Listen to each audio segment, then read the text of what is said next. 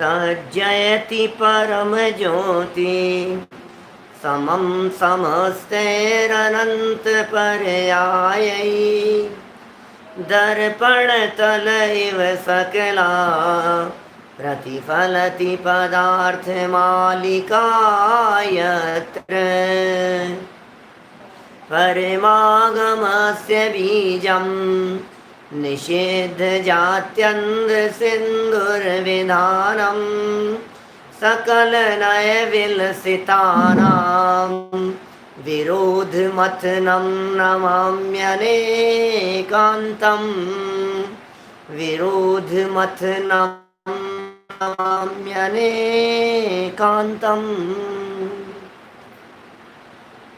पुरुषार्थ सिद्धि उपाय नामक ये ग्रंथ है आचार्य अमृतचंद्र स्वामी की।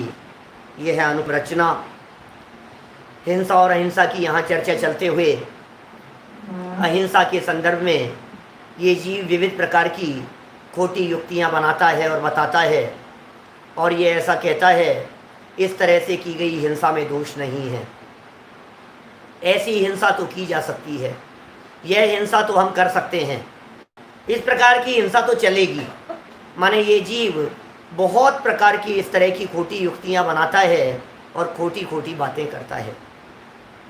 यहाँ कल तक हम 8 युक्तियों के संदर्भ में चर्चा कर चुके हैं।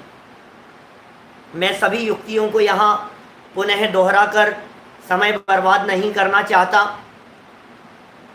लेकिन कल जो अपनी चर्चा चली थी उसके संदर्भ में जरूर वापस कुछ बात कहूँगा।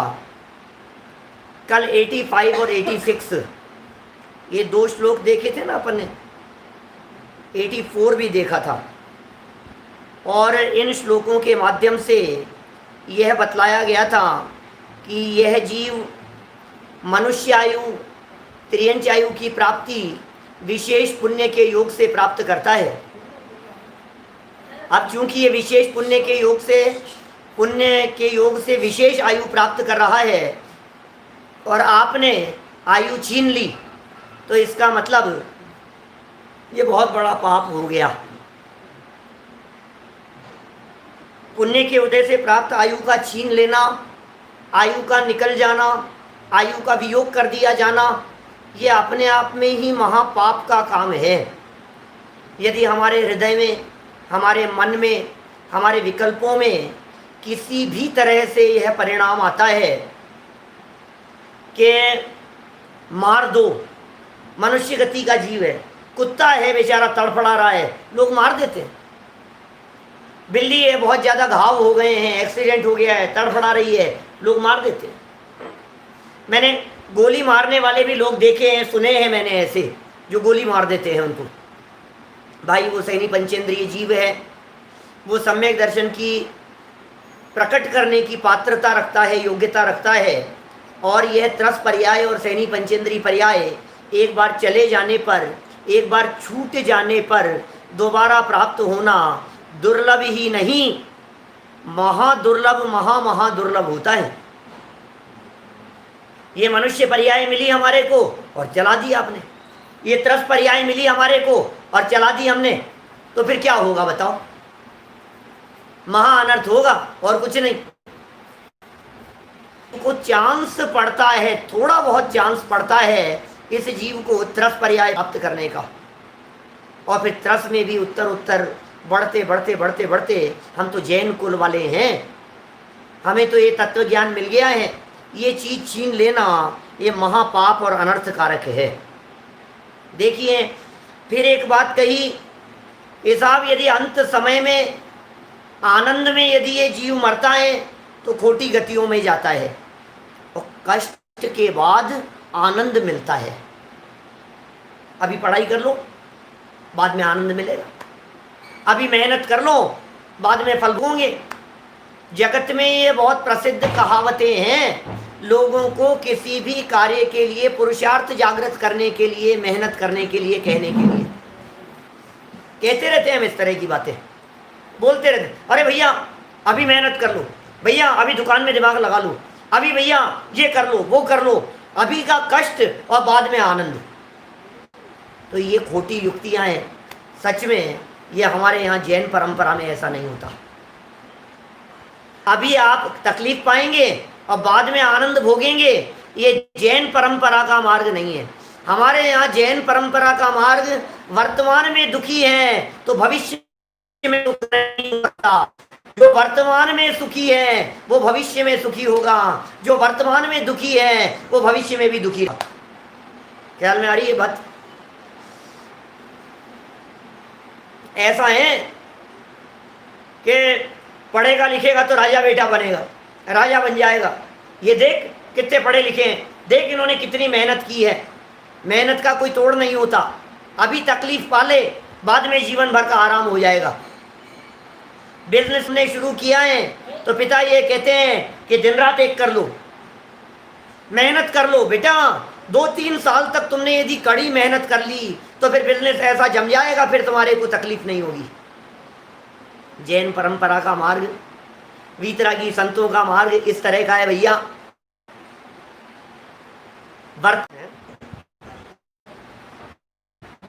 देखो अभी थोड़ा बहुत इन दिनों चली रही है, थोड़ी बहुत नेट की प्रॉब्लम, कोई बात नहीं। बात अपनी ऐसी चल रही थी, सह करके सुख की प्राप्ति होगी। सुख का रास्ता कष्ट करके निकलता है, ऐसा यदि कोई व्यक्ति सोच रहा है तो गलत बात सोच रहा है, गलत रास्ते पर है, गलत मान्यता है उसकी। देखिए हिंसा में धर्म ठहराने की 9वीं कुयुक्ति की तरफ हम बढ़ रहे हैं। 115 नंबर पेज है और 87 नंबर का श्लोक है। उपलब्धि सुगति साधन समाधि सारस्य भूयसोऽभ्यासात् स्वगुरौ शिष्येण शिरो न कर्तनीयं सुधर्ममभिलषिता। क्या कह रहे हैं? अभी थोड़ी तकलीफ आ रही है सबको, धीरे धीरे रुक रुक के आ रही है, अटक अटक करके। क्या करें, अब है सो है। थोड़ा क्या है, यहाँ बरसात भी है और इसलिए भी थोड़ी सी तकलीफें हैं, मौसम की वजह से भी थोड़ा सा हो सकता है। देखिए कोई बात नहीं, अब ये थोड़ा सा ऐसा अंतराय कर्म का उदय ही जान लेना चाहिए, और तो क्या कहें। अन्वय अर्थ पढ़ते हैं। सुधर्म अभिलषिता, सत्य धर्म के अभिलाषी शिष्य द्वारा भूये सह अभ्यासात, अधिक अभ्यास से उपलब्धि सुगति साधन समाधि सारस्य, ज्ञान और सुगति करने में कारणभूत समाधि के सार को प्राप्त करने वाले स्वगुरु, अपने गुरु का शिरह मस्तक न कर्तनीयम, नहीं काटना चाहिए। आपको जानकर के आश्चर्य हो रहा होगा ये कैसी बातें कह रहे हैं, ये कैसी उल्टी सीधी बातें कह रहे हैं। ऐसा लग रहा है हमारे को मोटा मोटा सुनने पर ये बात किस तरह की उटपटांग कह दी है इन्होंने, अपने गुरु का मस्तक। कि ऐसे भी दुनिया में धर्म दर्शन और संप्रदाय हैं, वे यह बात कहते हैं कि यदि हमारे गुरु अभ्यासी गुरु हैं, ध्यान में लीन है, समाधि में लीन है, समाधि के कारणभूत सार को उन्होंने प्राप्त कर लिया है, वे साधना कर रहे हैं, तो उनके मन को काट दो और समाधि के काल में मरण होगा तो निर्वाण होगा। बोलो समझ में आ रही है क्या आपको? माने कोई व्यक्ति समाधि में बैठा है और समाधि में बैठे बैठे अब उसको माथा काट दो तो मोक्ष हो जाएगा उसको। ध्यान के काल में मुक्ति से ज्यादा और बड़ा क्या होगा? ध्यान के काल में किसी जीव का मरण हो, ऐसा कहते हुए आपने लोगों को सुना है। आपने भी कई बार कहा होगा, अरे सम्मी शिखर जी गए थे और मरण हो गया। गजब साहब, शिखर जी में जाकर के मरण, भगवान ऐसी मौत सबको दे, ऐसा लोग कहते हैं। शिखर जी में जाकर के मरण हो गया, धर्म पढ़ते पढ़ते, अरे यार इससे अच्छा तो कुछ हो ही नहीं सकता। देखो जब कोई व्यक्ति स्वाध्याय करते करते किसी का मरण हुआ तो आप क्या कहेंगे? बोलो बहुत अच्छी मौत हुई ना, स्वाध्याय करते करते मरा है, इससे अच्छा क्या होगा? अच्छा एक दूसरा व्यक्ति स्वाध्याय कर रहा था लेकिन स्वाध्याय मंदिर में कर रहा था, और वहां मरण हो गया तो आप क्या कहेंगे? इससे अच्छा तो कुछ हो ही नहीं सकता। मंदिर में और स्वाध्याय करते करते मरण, इससे अच्छी मौत और क्या हो सकती है? बोलो। अच्छा और बतलाऊं आपको, इससे और आगे बढ़ जाओ। कोई व्यक्ति आत्म स्वरूप के चिंतन में लगा हुआ था, ध्यान और साधना में लगा हुआ था, अब ऐसी स्थिति में उस जीव का मरण हो जाए तो आप क्या कहेंगे? अब तो बहुत ही अच्छा हो गया। अब सेठ तो सामायिक करते करते मेंढक बन गया था, सजल जी बता रहे। बोलो।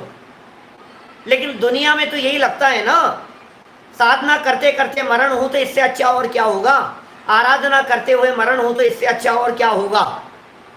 अभी यहाँ ये जो बात कह रहे हैं, ये कह रहे हैं कि गुरु था और गुरु साधना में बैठा हुआ है, साधना के सार को उसने प्राप्त कर लिया है और शिष्य को कह दिया कि एक काम करना, तू जब मैं साधना में बैठा हूं उस समय तलवार लेकर के मेरे मस्तक को विदीर्ण कर देना। तो क्या होगा, मैं ध्यान के काल में मरूंगा तो परम गति की प्राप्ति हो जाएगी। ऐसा लोगों का सोचना है, ऐसा लोगों का मानना है, ऐसा लोगों का मिथ्या अभिप्राय, मिथ्या मत है। लेकिन देखिए टीका में क्या कह रहे हैं, पहले सरल अर्थ पढ़ लो।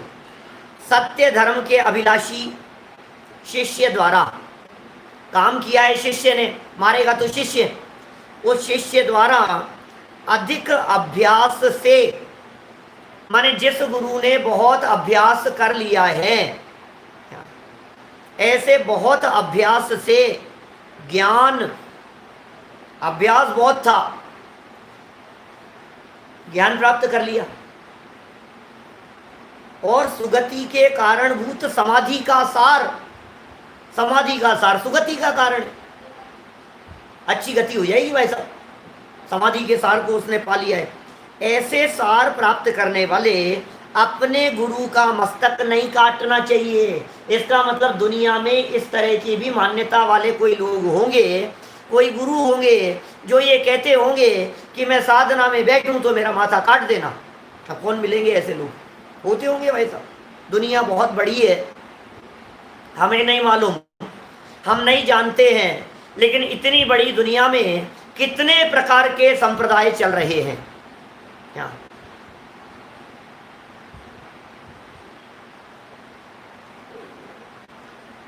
माने बहुत गलत गलत कितने हम जानते कितनों को हैं, जैनियों के बीच में उठते बैठते हैं, इससे ज्यादा पहचानते नहीं। शायद श्लोक नंबर गलत डल गया है क्या, कुछ ऐसा कुछ हो गया होगा, कोई बात नहीं, सुधार देंगे उसे, आप लोग विकल्प नहीं करें प्रवचन में। तो मेरा कहने का मतलब यह है कि भाई इस तरह की मान्यता वाले लोग, अलग अलग तरह के विकल्प वाले लोग, अलग अलग तरह की मान्यता और अभिप्राय, खोटे अभिप्राय रखने वाले लोग दुनिया में हैं, बहुत लोग हैं। धर्म चाहने वाले,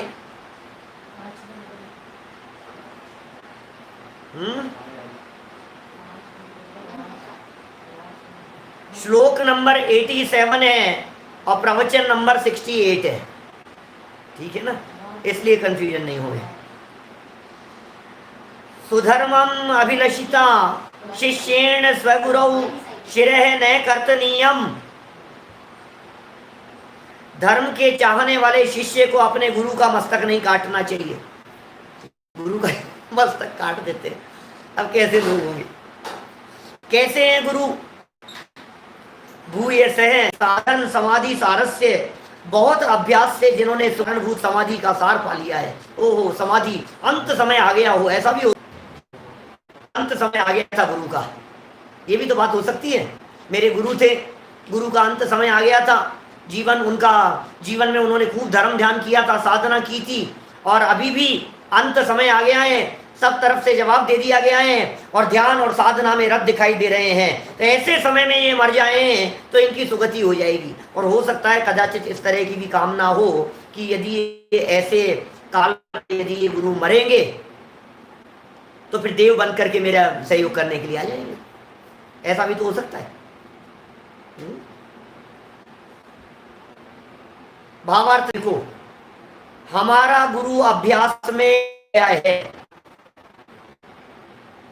मिथ्या मतों की चर्चा चल रही है, हिंसा तो कर रहे हैं, हत्या तो कर रहे हैं और पोषण कर रहा है उस बात का। हमारा गुरु अभ्यास में लग गया है, ध्यान समाधि में मग्न है, अभ्यास बहुत किया है। अब यदि इसके प्राणों का अंत कर दिया जाए तो वह उच्च पद को प्राप्त हो जाएगा। शिष्य ने सोच लिया ऐसा, ऐसा विचार करके शिष्य को अपने गुरु का मस्तक काटना योग्य नहीं है। अरे भाई, घुमा फिरा करके समाधान करते हुए तो एक ही तर्क दे रहे हैं, जिसका जो जाने, बस बात खत्म। उसकी वो जाने यार, तुम क्यों विकल्प करते हो, तुम काय को माथा मार रहे हो जबरदस्ती। उसकी जैसी होनहार होगी वो हो जाएगी, उसको मरना होगा तो मरेगा, उसको जीना होगा तो जिएगा, उसके जैसे परिणाम होंगे वैसे हो जाएंगे, हो जाएगी। उसके परिणाम बिगाड़ करके अपना भाव क्यों खराब कर रहे हो? अपने परिणाम बिगाड़ता है, अपना भाव खराब करता है और सोचता है दूसरों के बारे में। सच्चाई है कि आज तक इस जीव ने पर के बारे में ही सोच सोच करके अपने अनेक भाव बिगाड़े हैं। बहुत सोचा है पर के बारे में, बहुत सोचा है औरों के बारे में, अभी अपने आप के बारे में भी सोचो। दूसरे की सुधारने में उपयोग मत लगाओ, अपनी सुधर रही है या नहीं वो विचार करो। हमारी सुधरेगी और हमारे परिणाम बिगड़ेंगे तो हमारी बिगड़ जाएगी। इसलिए सोचो गुरु के बारे में। गुरु के लिए सोचना लगता है, कभी कभी तो ऐसा लगता है गुरु के लिए ऐसा सोच करके कहीं पट्टाधीश बनने की प्लानिंग तो नहीं है। सुबह कुगुरुओं के प्रकरण में चल रही है ना चर्चा, मोक्ष मार्ग प्रकाशक ग्रंथ में। ऐसी प्लानिंग करता है ये चले जाएंगे तो फिर गद्दी मेरे ही पास में आएगी, ये चले जाएंगे तो राजगद्दी मुझे ही मिल जाएगी, बोलो इनके बाद में फिर मैं ही संभालूंगा। तो कुल मिलाकर के इसकी जो मिथ्या बुद्धि है वो शायद हो सकता है उनका उत्तराधिकारी बनने के लिए कि इनको ऐसा करा दो, ये परलोक चले जाएंगे, ये मर जाएंगे, इनका मरण हो जाएगा और अपना काम हो जाएगा। देखिए क्या कह रहे हैं यहाँ, ध्यान समाधि में लीन है, मग्न है, बहुत अभ्यास किया हुआ है, और अब यदि इसके प्राणों का अंत कर दिया जाए, क्या गुरु के प्राणों का अंत कर दिया जाए तो वह उच्च पद को प्राप्त हो जाएगा। ऐसा विचार करके शिष्य को अपने गुरु का मस्तक काटना योग्य नहीं है। क्या शिष्य के द्वारा अपने गुरु का मस्तक नहीं काटा जाना चाहिए। उसने जो साधन किया है उसके फल को वह भविष्य में प्राप्त करेगा ही। तो हिंसा करके पाप किस लिए उत्पन्न करता है? भाई तो हिंसा का विकल्प मत कर, तो हिंसा करके से पाप का आश्रय होगा। तुझे इस हिंसा के परिणामों से कैसी दुर्गति का बंध होगा तो इसकी कल्पना नहीं कर सकता है। गुरु की सुगति में तेरी दुर्गति है। यदि तू ये सोच रहा है कि इससे गुरु की सुगति हो जाएगी तो गुरु की तो जो होगी सो होगी, उसके परिणामों के आधार पर तेरा क्या होगा ये बता। क्या बोलो, तेरा क्या होगा? तेरी भी तो स्थिति बिगड़ जाएगी कि नहीं? तू भी तो नरक निगोद का पात्र होगा कि नहीं? गुरु की संभालने के चक्कर में तूने अपना भाव बिगाड़ लिया कि नहीं? जैसे दुनिया में लोग बच्चों के चक्कर में अपना भविष्य बिगाड़ते हैं, लोग परिवार के चक्कर में अपना फ्यूचर बिगाड़ते हैं, लोग औरों को संभाल करके अपनी सुध खो बैठते हैं। उसी तरह से तूने क्या किया? जंगल में था, आश्रम में रहता था, गुरुओं के आश्रम में रहता था और स्वयं उत्तराधिकारी बन जाएगा और गुरु को पार लगाने की भावना से इस तरह का तूने कार्य कर लिया। तो तूने हिंसा के बारे में विचार विकल्प किया, यह भी तेरा खोटा ही विकल्प है। ठीक है, एक श्लोक और देखिए। बोले यार ऐसा कौन होता होगा? आपको लगता है जैसा प्रश्न आपको उठ रहा होगा ना, ऐसा ही प्रश्न शायद अमृतचंद्राचार्य को भी लगा होगा, उन्हें भी लगा होगा। उनको ऐसा विकल्प आया होगा कि यार ऐसा लगता है, हमें ऐसा लग रहा है कि ऐसे तो कोई नहीं होंगे। ये काल्पनिक बात कह रहे हो आप। अमराचार्य से मानो शिष्य ने प्रश्न कर दिया कि आप काल्पनिक बात कह रहे हो, ऐसा कौन होगा? कौन गुरु ये कहेगा कि मुझे मार दो? मनुष्य गति का जीव है, मरना कौन चाहेगा? अब कोई व्यक्ति मरना भी नहीं चाहता है और मारना कौन चाहेगा अपने गुरु को? ऐसा भी नहीं हो सकता है। तो न तो मरना चाहता है और न मारना चाहता है। तो और आप कह रहे हो कि इस तरह के दुनिया में लोग होंगे, हम कैसे मान ले? देखिए यहां एक नए संप्रदाय की बात कह रहे हैं, नई युक्ति बतला रहे हैं, उसका कारण बतला रहे हैं, इससे क्या होता है सो बता रहे हैं।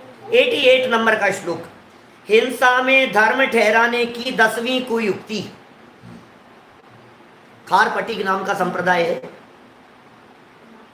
कितने संप्रदाय वालों को जानते हो आप? खारपटीक नाम है उनका। 88 श्लोक पढ़ता हूं, नीचे आपको पूरी चर्चा ख्याल में आएगी। अभी सारी कहानी स्पष्ट हो जाएगी आपके दिलो दिमाग में।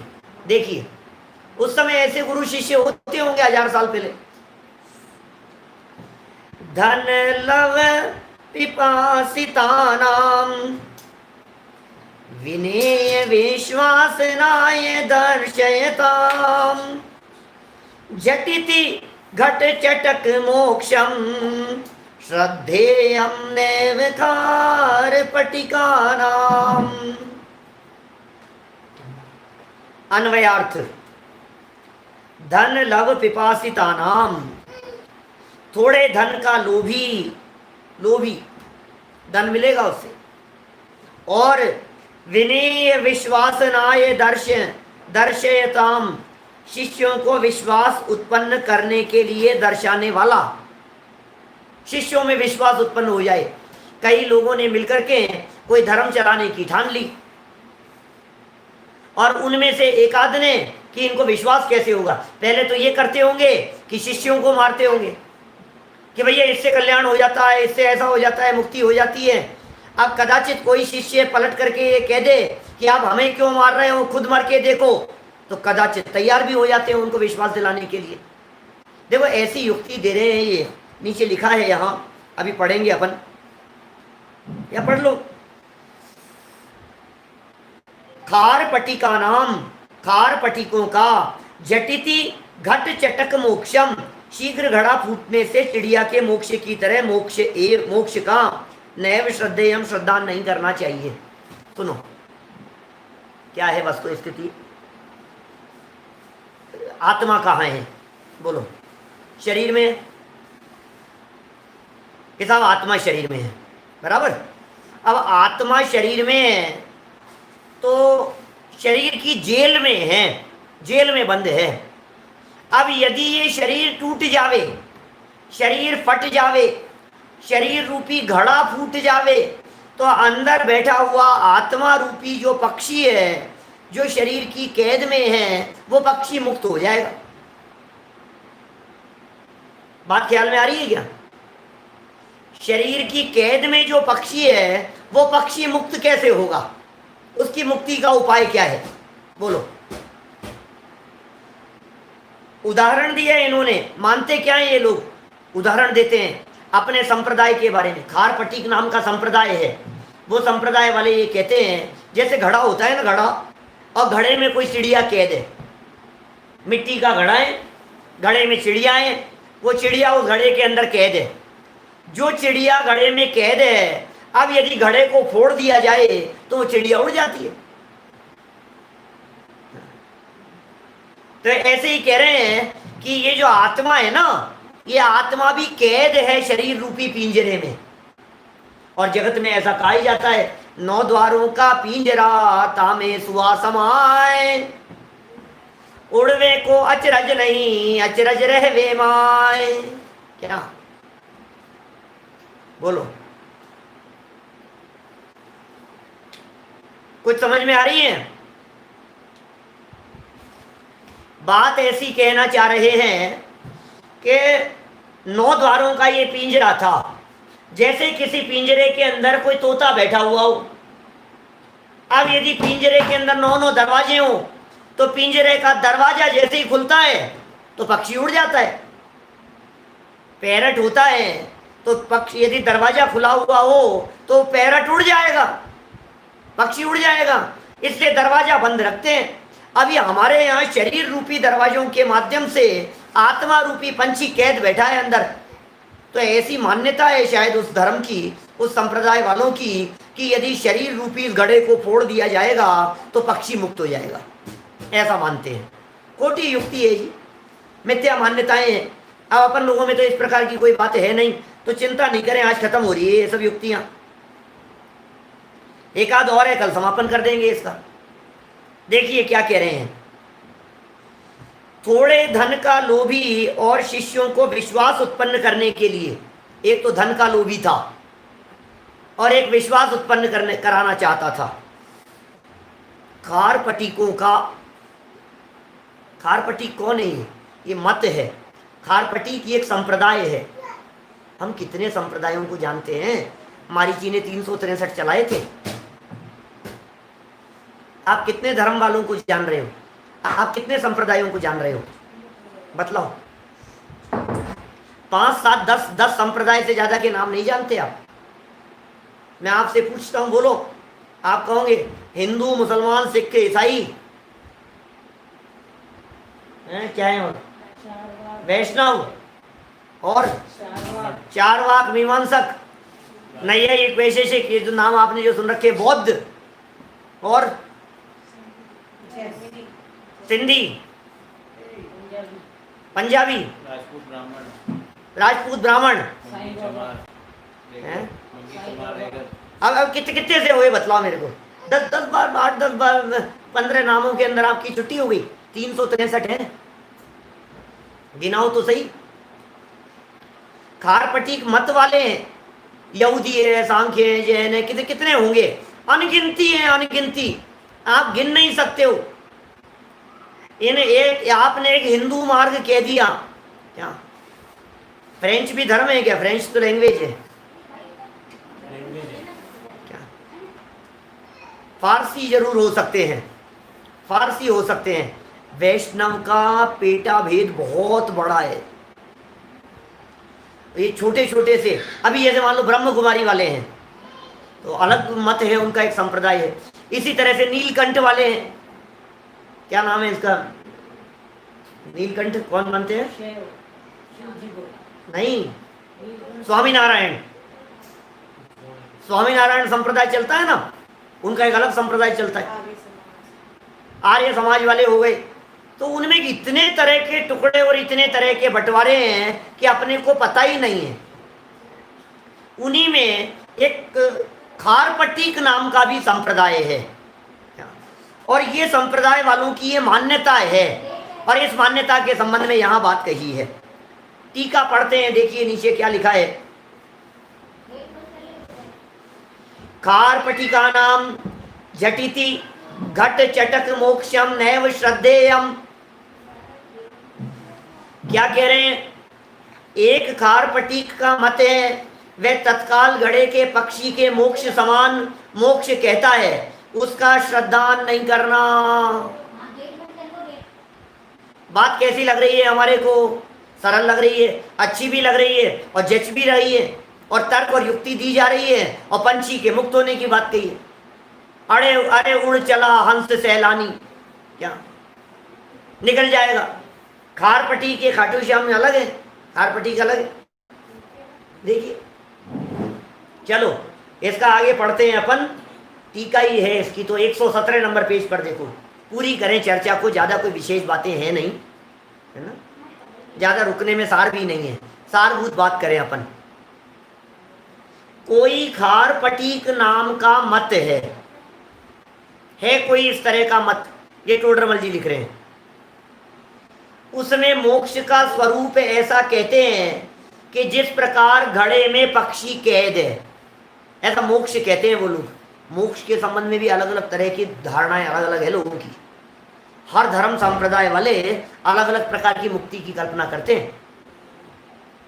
जैसे सुबह हमने काशी करौंत के संबंध में पढ़ा था ना, इसी तरह से लोग मोक्ष के संदर्भ में अलग अलग प्रकार की मान्यताएं रखते हैं। ऐसा समझते हैं मर जाएगा ऐसे मरेगा तो ऐसे मोक्ष हो जाएगा, ऐसे मरेगा तो ऐसे मोक्ष हो जाएगा, शिष्य ने मारा तो मोक्ष हो जाएगा, समाधि के काल में मरेगा तो मोक्ष हो जाएगा, और मरते ही मोक्ष मान लेते हैं। कुछ ऐसे भी संप्रदाय हैं, चार वाक जैसे, पंचभूत में मिल गया और मोक्ष हो गया। तो आत्महत्या भी हो सकती है, पर की हिंसा भी हो सकती है, दोनों प्रकार की बातें हो सकती है सजल भाई। क्योंकि गुरु ये कह दे कि भाई मैं समाधि में हूं, तुम मुझे मार दो, और लिख करके दे देवे और शिष्य मार देवे उसे, तो इस तरह की भी चल सकती है। लेकिन अभी तो ये देश आज़ाद होने के बाद में संविधान और कानून इतने सख्त हो गए हैं कि शायद ये इस तरह के संप्रदाय 50-60 सालों से नहीं चल रहे होंगे, मरने मारने वाले जहां हैं।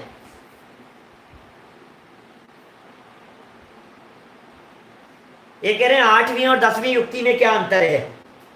10वीं युक्ति तो चिड़िया मुक्त होने वाली बात कह रहे हैं, और 8वीं युक्ति के अंदर जो बात कही थी उसमें तो सुखी हो जाएंगे, मर करके सुखी हो जाएंगे, ये बात कही थी। वहां सुखी होने की बात कही थी, यहां मुक्ति होने की बात कह रहे हैं, या मोक्ष की बात कर रहे हैं। वहां तो ये कहा था दुखी जीवों को दुख के काल में मरेगा तो सुख मिलेगा। मैंने कहते हैं ना, अंत समय यदि सारे पाप यहाँ भोग लिए तो फिर भविष्य अच्छा मिल जाएगा। ये तो 8वीं युक्ति थी। और 10वीं युक्ति में ये कह रहे हैं मोक्ष ही हो जाएगा साफ साफ। दिया बुझ जाने को मोक्ष मानते हैं, ज्योत में ज्योत मिल जाने को मोक्ष मानते हैं, ब्रह्म में ब्रह्म मिल गया, सारे के सारे जगत में जितने भी जीव दिखते हैं ये सब ब्रह्म के ही अंश हैं, और हमारा अंश उनमें जाकर के मिल जाएगा तो काम हो जाएगा। ऐसा समझता है ये व्यक्ति। देखिए, कोई खारपट्टिक नाम का मत है, उसमें मोक्ष रूप ऐसा कहते हैं कि जिस प्रकार घड़े में पक्षी कैद है, घड़ाए पक्षी कैद है, यदि उस घड़े को फोड़ डाला जाए तो पक्षी बंधन रहित मुक्त हो जाएगा। बात तो सही लग रही है, सब मिथ्या मान्यताएं हैं। देखो, उसी प्रकार सिद्धांत क्या है, उसी प्रकार आत्मा शरीर में बंद है, आत्मा बंद है शरीर में। कहते हैं लोग ऐसा भी मानते हैं, मरते समय की आंखें खुली रह जाए ना, ऐसे खुली रह जाए आंखें मरते समय, और निकल गया प्राण, आंखों में से जीव निकल गया इनका दरवाजा में, इसको आत्मा को आंखों में से जगह मिल गई निकल जाने के लिए। मरते समय किसी जीव का मुंह खुला हुआ, ऐसे ऐसे मर गया कोई, तो ऐसे लगता है इनका तो जीव है ना मुंह में से निकला है। अरे आत्मा कोई ऐसी लिक्विड है जो मुंह में से निकलेगी? आत्मा को ऐसा समझ रखा है जो आंखों में से निकलेगी, कान में से निकलेगा? सब उल्टे सीधी मान्यताएं हैं। आत्मा जो शरीर में से निकलता है उसको निकलने के लिए शरीर को फोड़ने की जरूरत नहीं होती, शरीर को तोड़ने की जरूरत नहीं होती। आत्मा आंख नाक कान में से नहीं निकलता, शरीर के टुकड़े हो जाने पर निकले ऐसी भी कुछ नहीं है। शरीर ज्यों का त्यों बना रहे, आंखें भी बंद हो और मुंह भी बंद हो और नाक और कान भी बंद हो, तो भी ये आत्मा सर्वांग से ऐसा कैसा निकल जाता है, सर्वांग से निकलता है आत्मा। माने जो शेप होता है बॉडी का, उसी शेप में आत्मा, जैसे एक्सरे मशीन होती है ना, उस तरह से पूरा का पूरा निकलता है। जैसे होता है ना, क्या कहते हैं अपन उसको, स्कैनिंग जिसे कहते हैं, स्कैन किया और स्कैन करके ऐसा कर तो पूरी की पूरी पिक्चर आ गई। एक फोटो थी, उस फोटो को अपन ने यहाँ रखा और स्कैनर उसके ऊपर से घूमा तो सेम वैसी की वैसी जेरॉक्स इधर निकल गई। ऐसे ही इसकी स्कैनिंग हुई बॉडी की, और स्कैनिंग होकर के आत्मा बिल्कुल सेम शेप के अंदर बाहर निकल गया। ऐसा होता है, ये है वस्तु स्थिति। तो लेकिन दुनिया है सब तरह की बातें करते हैं। देखिए, उसी प्रकार आत्मा शरीर में बंद है, यदि शरीर का नाश कर दिया जाए तो आत्मा बंधन रहित मुक्त हो जाए। शरीर का नाश कर दो साहब, बंधन से मुक्त हो जाएगा आत्मा। और सच में ये एक्चुअल में क्या है, जितने अपने जो भजन चले हैं ना इस तरह के, क्या कई भजन हैं इस तरह के, उन भजनों की वजह से भी इस तरह के भ्रम होने की संभावना दिखती है। पुराने कई इस तरह के भजन होंगे, अमित भाई बढ़ जाते जी, इस तरह के भजन कई होंगे हमारे, जिन भजनों में, प्राचीन भजनों में भी 150 सालों के अंदर पुराने, अभी तो अपने आध्यात्मिक भजनों का दौर चल पड़ा है। ये तो एक गुरुदेव श्री के द्वारा जो ये क्रांति हुई है, ये तो कोई अपूर्व क्रांति हो गई है, जिनमें अपने जो वर्तमान विद्वान जितने दिखाई देते हैं, कितने सुंदर सुंदर आध्यात्मिक भजनों की रचना होने लग गई है।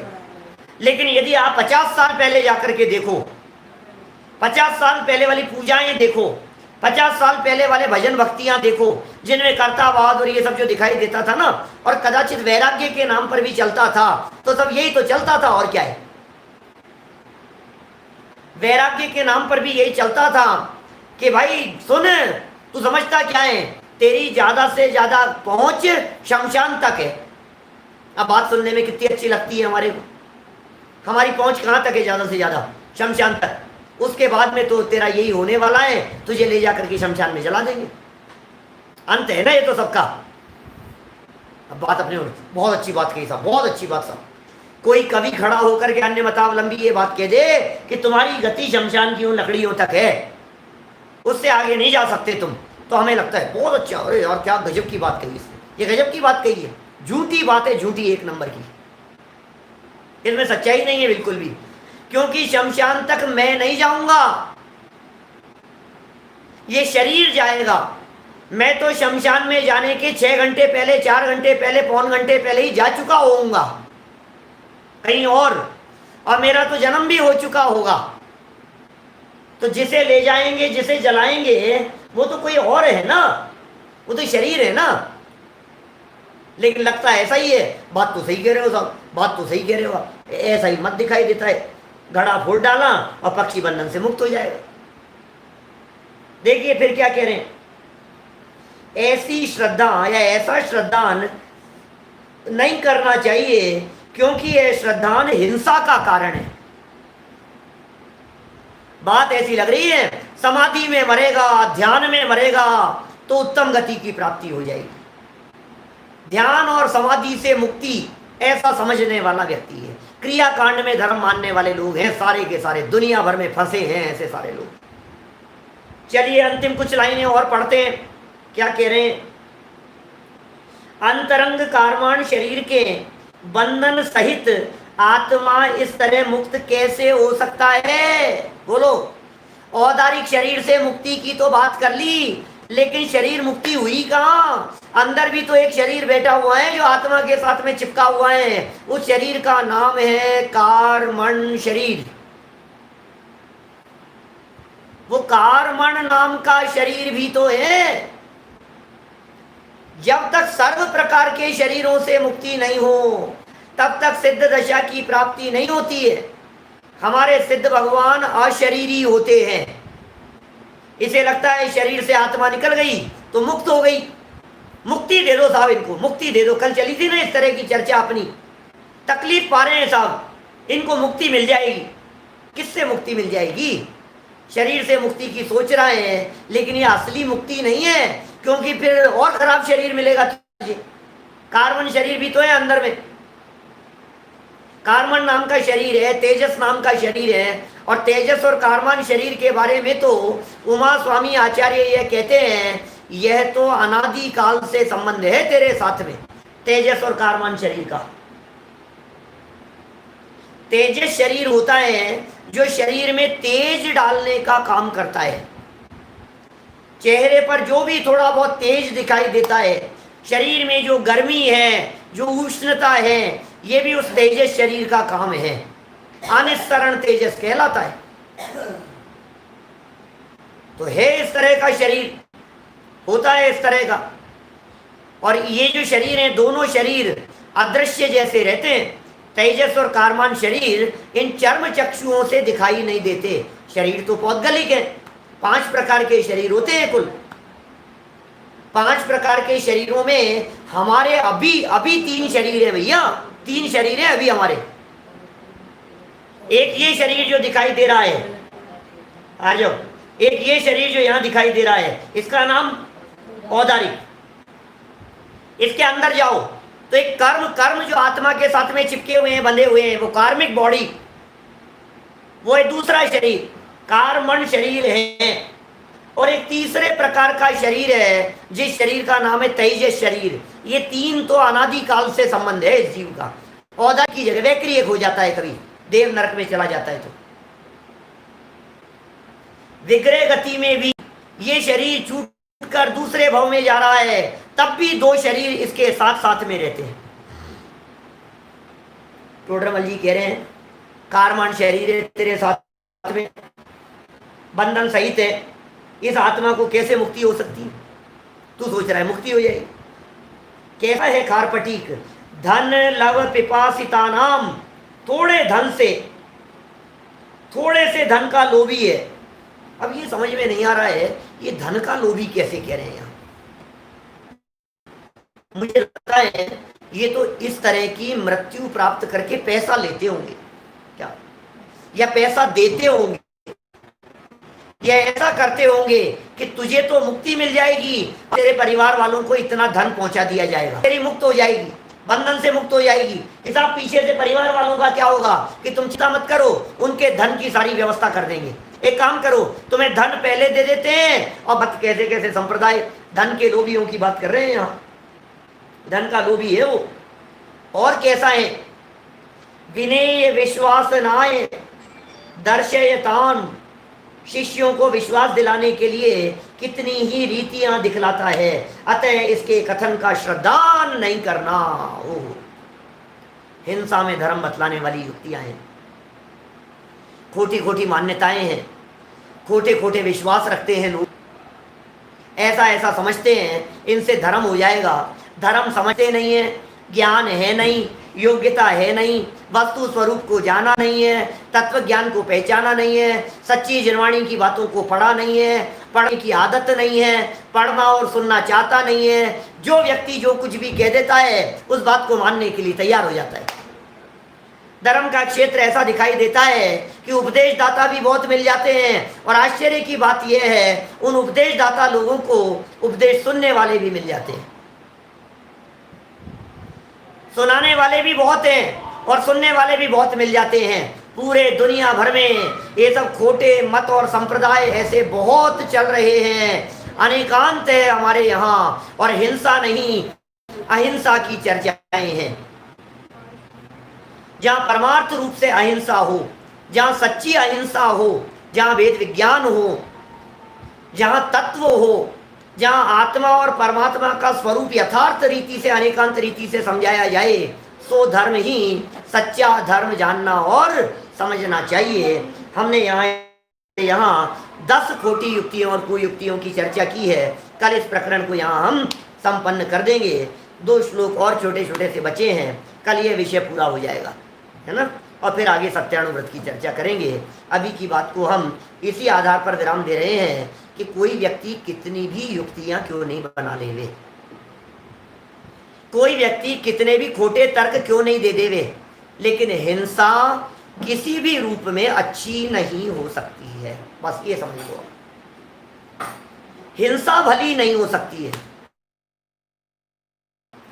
हिंसा का काम अच्छा काम नहीं हो सकता है, हिंसा का कार्य उत्कृष्ट कार्य नहीं हो सकता है। परम मुक्ति की प्राप्ति करें अल्पकाल में, इसी मंगल भावना से आपको यहीं विराम। ताई यह अनंत उपकार है,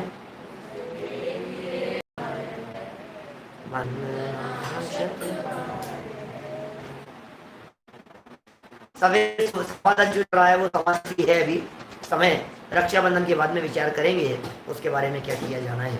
रक्षाबंधन पर विशेष प्रवचन करने वाला हूँ 3 तारीख को, प्रासंगिक प्रवचन। कल भी सूचना दूंगा उसके बारे में, प्रातःकालीन सभा में 10:15 बजे।